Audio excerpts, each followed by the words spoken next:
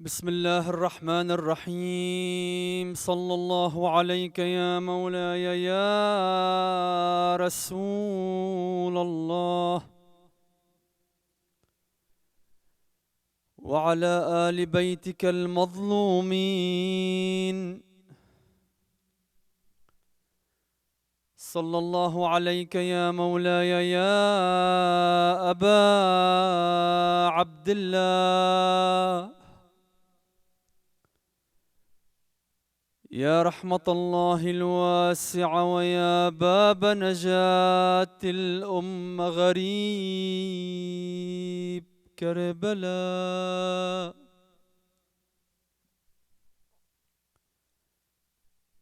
ما خاب من توسل بكم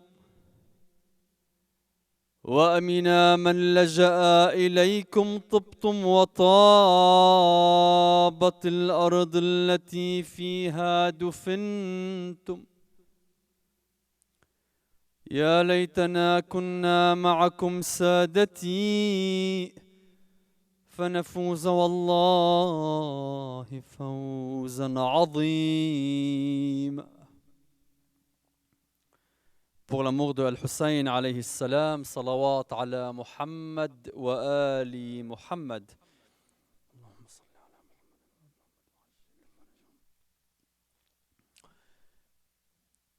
Zayd al-Shaham témoigne, j'ai demandé à l'imam al-Sadiq alayhi salam quel mérite spirituel appelle la visite du mausolée de l'imam al-Hussein alayhi salam. Il lui dit, c'est comme si on avait visité Allah sur son trône. J'ai demandé encore, et la visite de l'un d'entre vous, les imams successeurs de l'imam al-Hussein alayhi salam, il m'a répondu, c'est comme si on a visité le messager d'Allah sallallahu alayhi wa alihi wa sallam.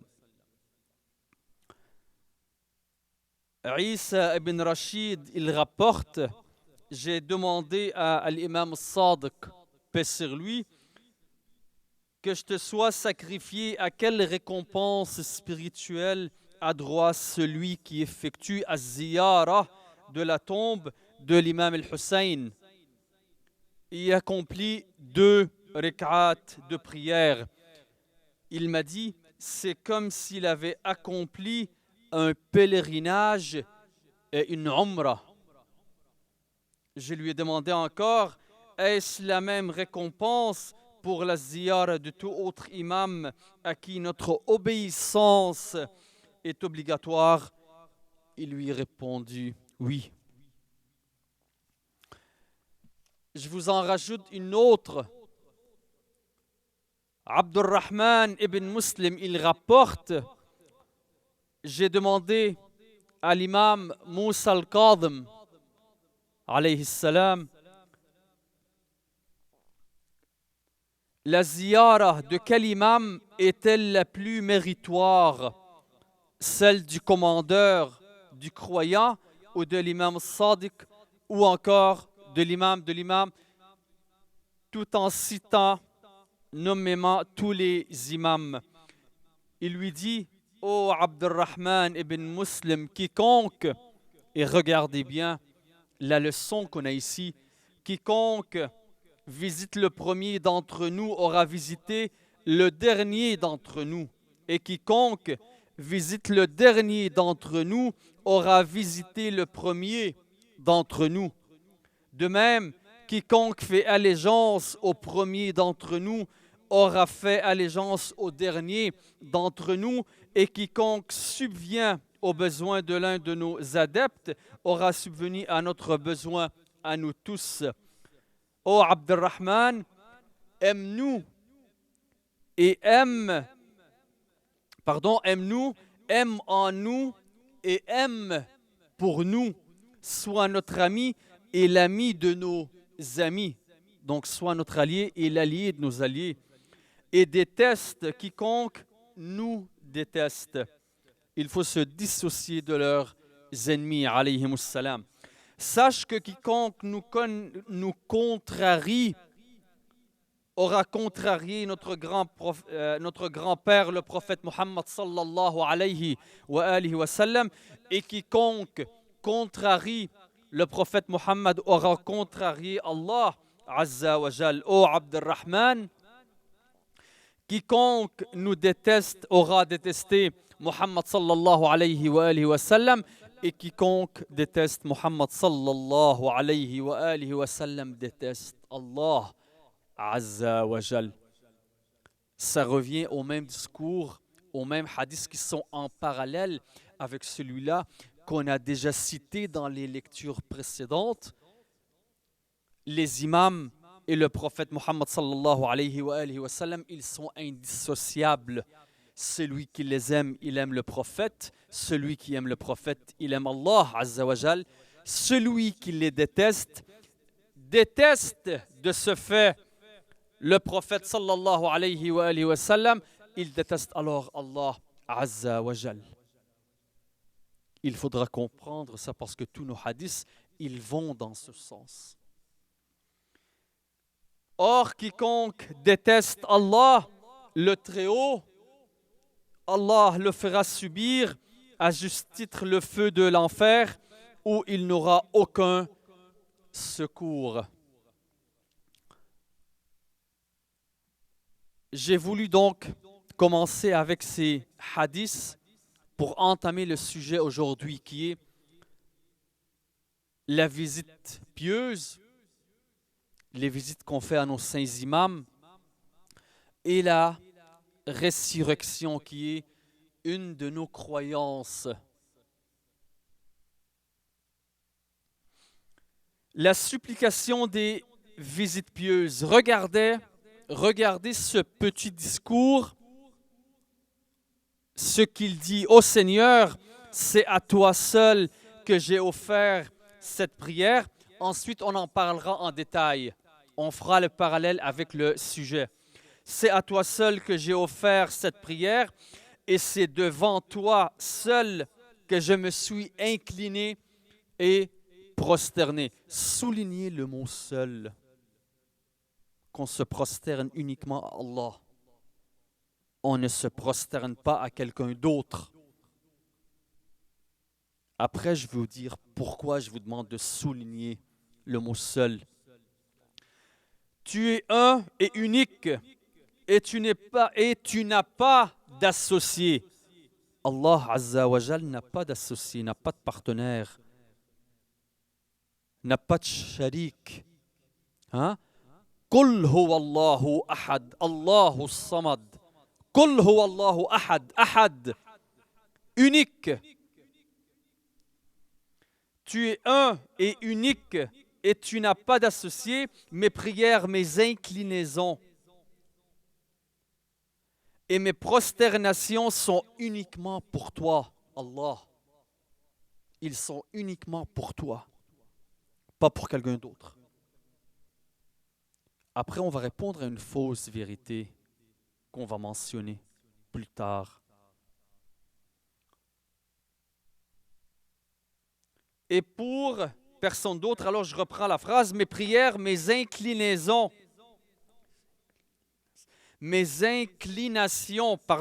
et mes prosternations sont uniquement pour toi et pour personne d'autre, car tu es le Seigneur et il n'y a pas d'autre Seigneur. Il n'y a pas d'autre Seigneur que toi, Allah Azza wa Jal. Ô Allah, prie sur Muhammad et sur les saints descendants de Muhammad, accepte ma visite et exauce ma demande pour l'amour de Muhammad et de ses descendants purifiés. Ça, c'est une supplication qu'on dit dans nos visites. Nous, les chiites. Je suis obligé de dire ça parce que c'est par ce mot qu'on nous fixe. Chiite voulant dire partisans. Vous, les partisans de l'imam Ali, les partisans de la progéniture sacrée du prophète Mohammed sallallahu alayhi wa sallam. Je pense que je devrais relire ce texte sacré cette supplication 1000 fois, 1 million de fois pour dire que nous prions uniquement, nous nous prosternons uniquement, nous nous inclinons uniquement pour Allah Azza wa Jal.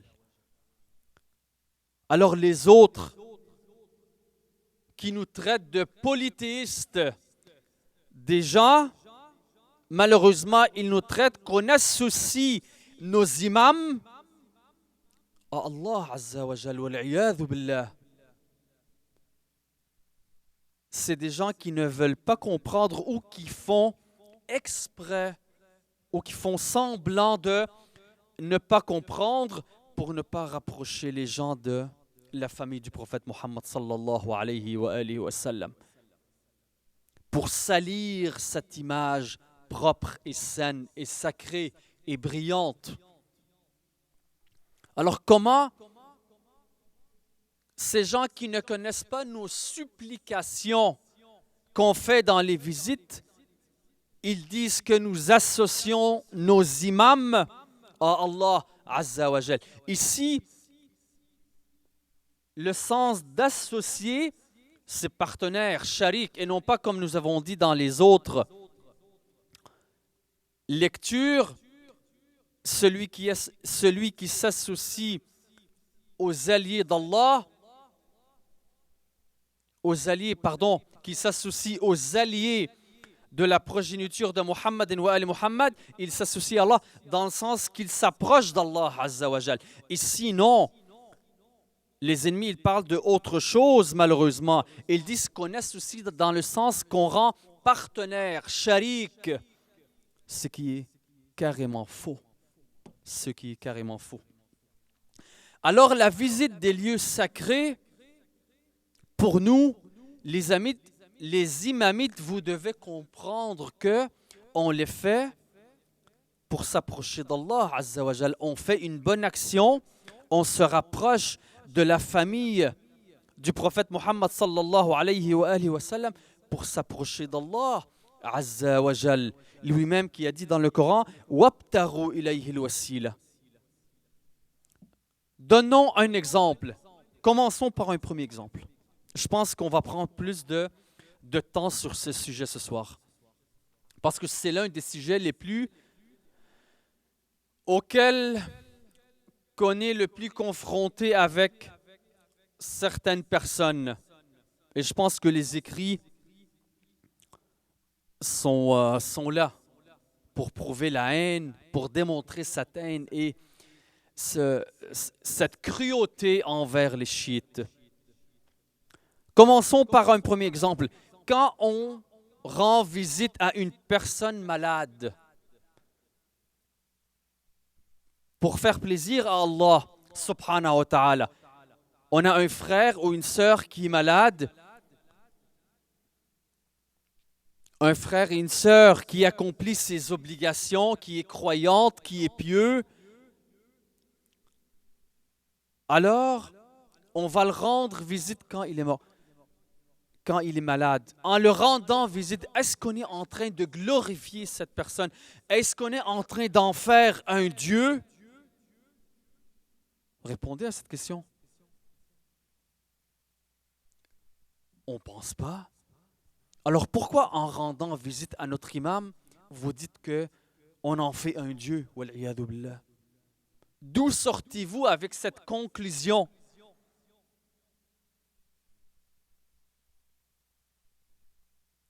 Un autre exemple. Donnons l'exemple des fils du prophète Ya'qub, alayhi salam, dans le Coran. Si on relit Surat Yusuf et on constate qu'à la fin, les fils de Ya'qub, alayhi salam, ils vont supplier leur père pour qu'il prie Allah, pour qu'il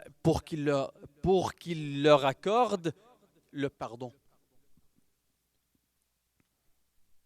Alors la question que je vous pose, quand ces fils ont été voir leur père, le prophète d'Allah, Azza wa Jal, est-ce qu'ils en ont fait un Dieu quand ils l'ont supplié, Istaghfir lana Allah? Est-ce qu'ils en ont fait un Dieu? Alors pourquoi vous nous accusez qu'on fait ça? Pourquoi vous croyez en une chose et vous n'en croyez pas à l'autre? Pourquoi vous respectez une partie du Coran et vous ne respectez pas une autre partie du Coran? Pourquoi vous n'acceptez pas toutes les vérités? Pourquoi ne raisonnez-vous pas? Pourquoi vous ne vous fiez pas à la raison, aux bonnes connaissances, aux bonnes théories? Pourquoi vous ne demandez pas pourquoi vous faites ça? Voilà, on vous l'explique, on vous le dit. Un autre exemple. Prenons l'exemple quand Allah Azza wa Jal, toujours dans le Coran, il a demandé aux anges de se prosterner vers Adam, vers lui. Est-ce que Allah Azza wa Jal, wal'iyadhu billah, a fait de Adam alayhi salam un Dieu? Quand les anges se sont prosternés à Adam, ils se sont prosternés vers la direction de Adam. Le prophète Adam alayhi salam, il était alors quoi? Leur qibla. Comme nous, on prie vers la direction de la Mecque. Est-ce qu'on fait de la Mecque un Dieu? Répondez donc à ça. Vous en avez des exemples? Alors pourquoi les chiites, les partisans de la progéniture de Muhammad sallallahu alayhi wa sallam, vous dites que on en fait des dieux de nos imams? Répondez donc à cette question. Je vous laisse y réfléchir et on espère que vous allez comprendre ce point. Alors faisons le parallèle maintenant, après avoir répondu à cette shubha, à cette fausse vérité qui a pris tellement et tellement d'ampleur depuis la première visite qu'on fait à nos saints imams, que cette fausse vérité est collée sur nous. Pourquoi? Parce que l'autre partie refuse de comprendre. Elle refuse de comprendre. Ils ne veulent pas comprendre. Alors comprenez, que vous compreniez ou pas, on l'a expliqué, on a dit notre raison de faire.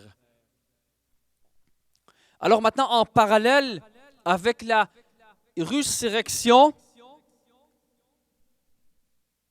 notre croyance concernant la résurrection, une des preuves rationnelles, après on va faire le parallèle avec la visite pieuse, si on a le temps, Inch'Allah.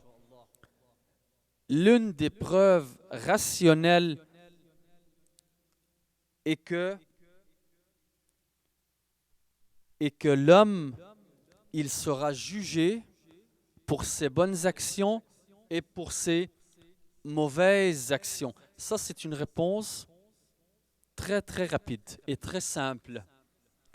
S'il n'y avait pas de jour de résurrection, si il n'y avait pas un grand jour qui s'appelait le jour du jugement, si on ne sera pas ressuscité, alors à quoi servirait de faire une bonne action et une mauvaise? Ça nous donnera quoi?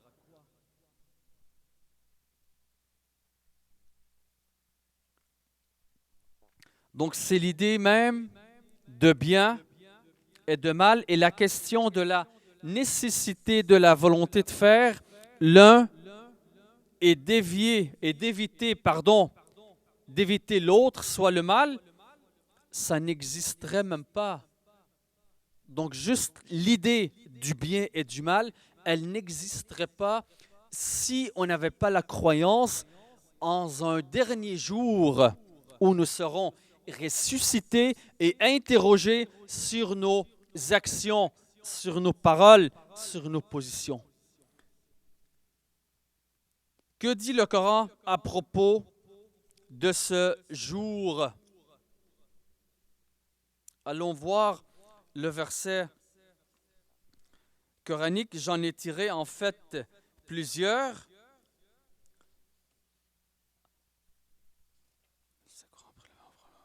Bismillah ar-Rahman ar-Rahim. Nous n'avons pas créé en vain le ciel et la terre et ce qui se trouve entre les deux, contrairement à ce que pensent les incrédules. Al-Kuffar. Malheur aux incrédules, ils souffriront du tourment du feu de l'enfer. Traiterons-nous ceux qui croient et qui font des œuvres bonnes comme ceux qui corrompent la terre? Est-ce que ces gens seront traités de la même façon? Ceux qui font les bonnes actions et ceux qui font au prône la corruption sur la terre? Absolument pas, sinon ça sera injuste. Sinon, le dernier jour, à quoi servirait-il si on va traiter tout le monde de la même façon? L'assassin, la victime, le voleur, le pieux, la bonne personne, si tout ce monde-là sera traité de la même manière, alors où est la justice divine qui est l'un des piliers de l'islam? Et la résurrection est un des piliers aussi. Allah subhanahu wa ta'ala, il donne une comparaison, il fait une comparaison entre la résurrection de l'homme et la naissance de la terre dans le Coran. Que dit-il? L'autre verset que j'ai cité, c'était dans Surat Sad, versets 27 et 28. Maintenant, je redonne celui-là. Bismillah ar-Rahman ar-Rahim. Tu vois parmi les signes divins la terre comme elle était prostrée, mais lorsque nous faisons descendre sur elle l'eau du ciel, elle se ranime et reverdit. Donc, elle renaît à nouveau. Elle naît à nouveau. Allah qui lui rend la vie, Allah qui lui rend la vie, fera aussi revivre l'homme mort. Allah est puissant.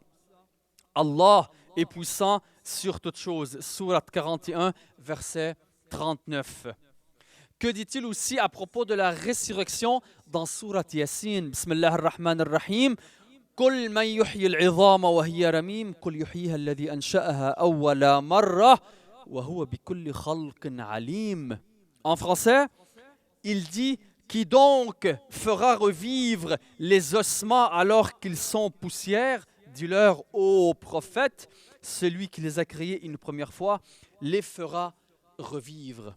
Sourate Yasin, verset 77 à 79. Donc celui qui a créé l'être humain ou toute créature la première fois, il peut les créer une deuxième fois et une millième de fois. C'est pas dur, c'est pas difficile. Et plusieurs versets coraniques le soulignent. Allah Azza wa Jal, il discute de cette question avec un raisonnement logique. Regardez ce verset dans Sourate Al-Mu'minun, versets 12 à 14. Bismillah ar-Rahman ar-Rahim. Nous avons créé l'homme d'argile fine. Nous avons fait un caillou de sang. Puis de cette masse, nous avons créé des os. Nous avons revêtu les os de chair, produisant ainsi une autre créature. Béni soit Allah, le meilleur des créateurs. Par la suite, vous mourrez certainement. Puis, le jour de la résurrection, vous serez ressuscités. Le Coran est l'un des miracles du prophète Mohammed sallallahu alayhi wa alayhi jusqu'au dernier jour. Et on n'a pas de doute sur ça. On y croit fermement, avec conviction. Croyons à ce verset.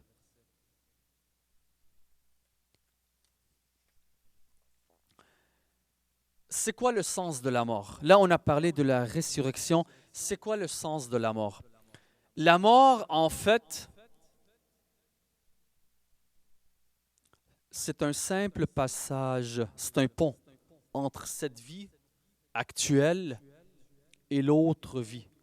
Qu'Allah subhanahu wa ta'ala nous donne la patience et l'endurance et le courage de passer cette période.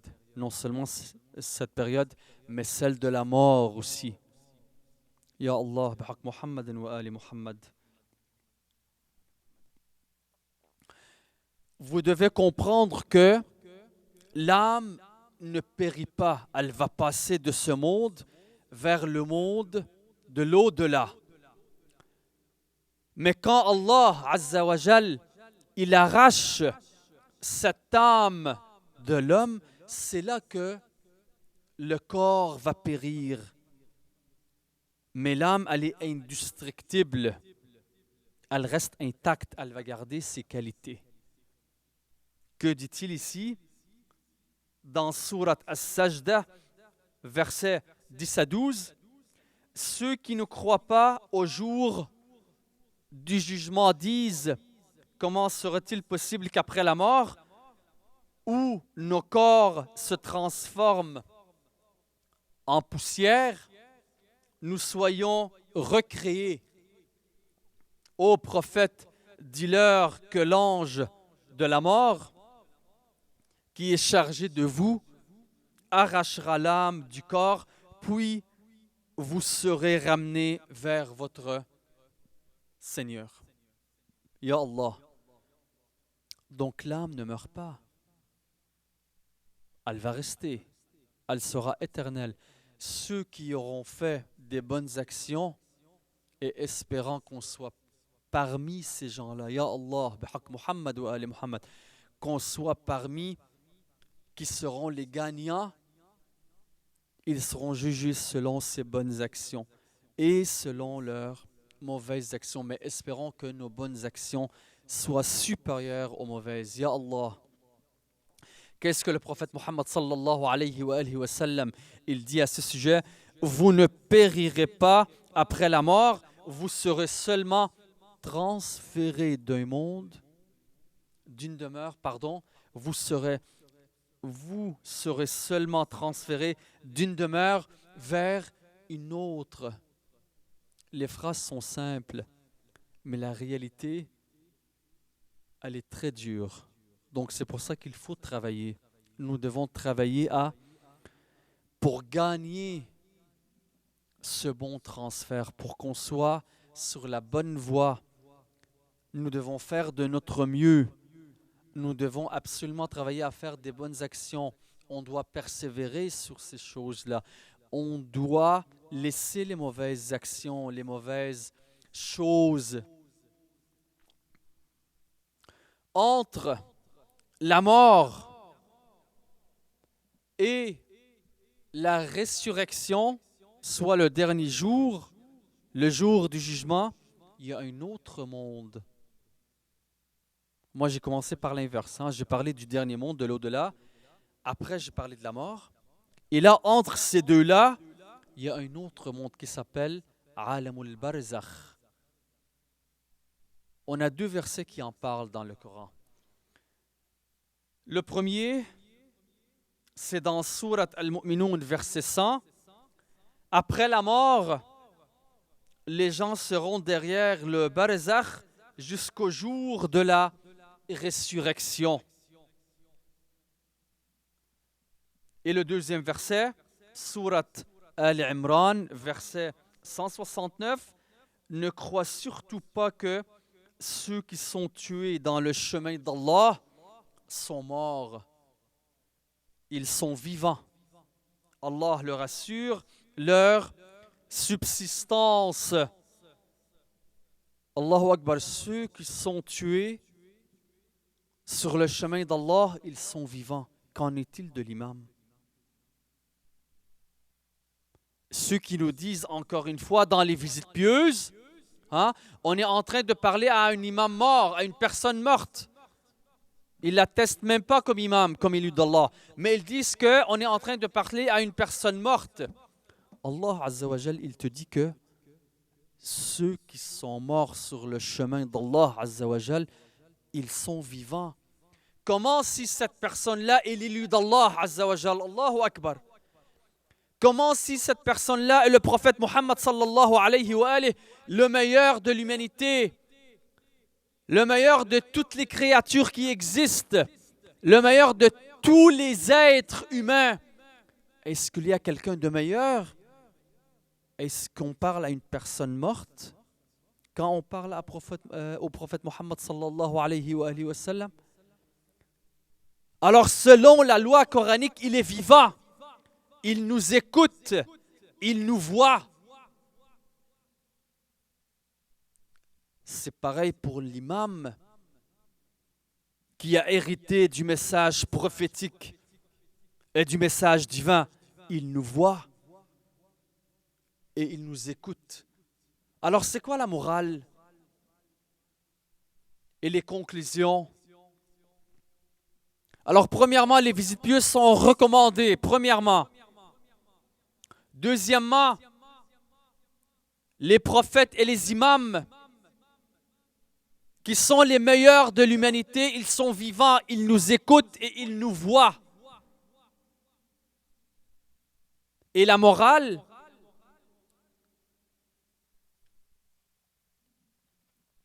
il faut qu'on sache qu'on est responsable de nos choix et de nos actions. Pourquoi? Parce que dans Alam al-Barzakh, le jour du jugement plutôt, chacun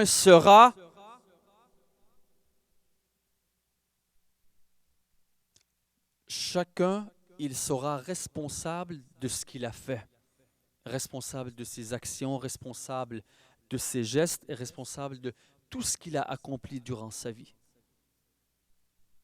Que dit aussi, pour faire le parallèle avec Ahlul Bayt, alayhimus salam, parce que ces connaissances, que ce soit les interprétations du Coran, que ce soit les hadiths, on les a tous de Ahlul Bayt, alayhimus salam. Ce sont notre source ultime, première et dernière. Sans Ahlul Bayt, alayhimus salam, qu'est-ce que tu ferais avec le Coran? Est-ce que tu peux l'interpréter? Est-ce que tu peux le comprendre? Sans les Ahlul Bayt, c'est un livre silencieux. Et Ahlul Bayt, alayhimus salam, c'est le livre orateur, c'est le représentant du Coran, c'est le représentant du livre divin.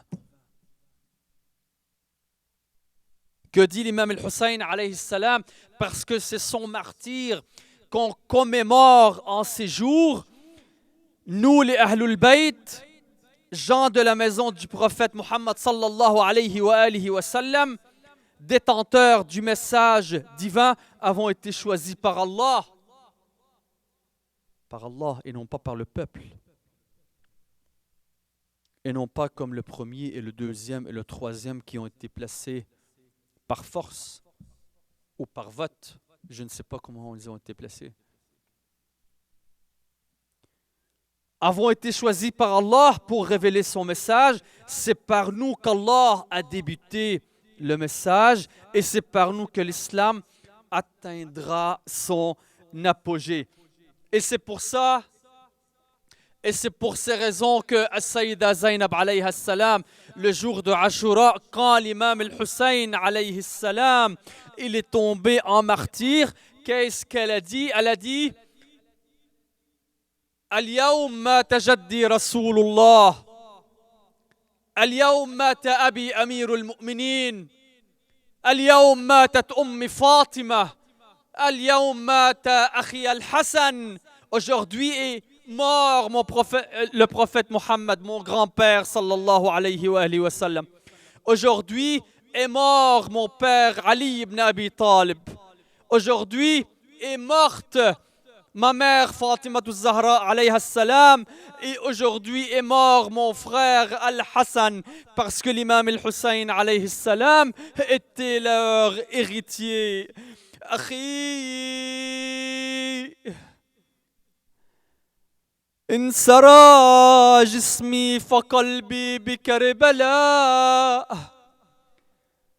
مقيم إلى أن ينقضي من العمر. Mon frère, si je pars d'ici, mon cœur, il reste à Karbala. أخي كل رزق غير رزقك هين وما بسواه اشتد وعصوصب الأمر. Mon frère, toutes les tragédies autres que la tienne sont surmontables, sauf la tienne, ya Aba Abdullah al-Hussein. أخي أنت عن جدي وأمي وعن أبي وعن أخي المسموم السلوى ولي ذخر. ومذ غبت عني غاب عني جميعهم. Mon frère, tu remplaçais mon grand-père, ma mère et mon père, et mon frère l'a empoisonné. فقدك كسر ليس يرجى له ليس يرجى له جبر. إنا لله وإنا إليه راجعون. وسيعلم الذين ظلموا آل بيت محمد أي منقلب ينقلبون والعاقبة للمتقين. Certes, nous sommes à Allah et c'est à lui que nous retournerons et la fin heureuse sera aux pieux. Ya Allah, Ya Rahman, Ya Rahim, Ya Muqallib al-Qulub, Thabbit qulubana ala dinik. Par Al-Hussein et par la famille de Al-Hussein, qu'Allah subhanahu wa ta'ala nous donne toujours la force de persévérer sur sa bonne voie, qui est la voie de Muhammadin wa Ali Muhammad. اللهم اغفر للمؤمنين والمؤمنات والمسلمين والمسلمات. Qu'Allah subhanahu wa ta'ala nous enveloppe et enveloppe nos défunts par sa miséricorde. اللهم اغفر للمؤمنين والمؤمنات والمسلمين والمسلمات الأحياء منهم والأموات وتابع بيننا وبينهم بالخيرات إنك مجيب الدعوات. وصلى الله على محمد وآله الطاهرين. Et que la paix et le salut éternel soient sur le prophète Mohammed et sa sainte famille. اللهم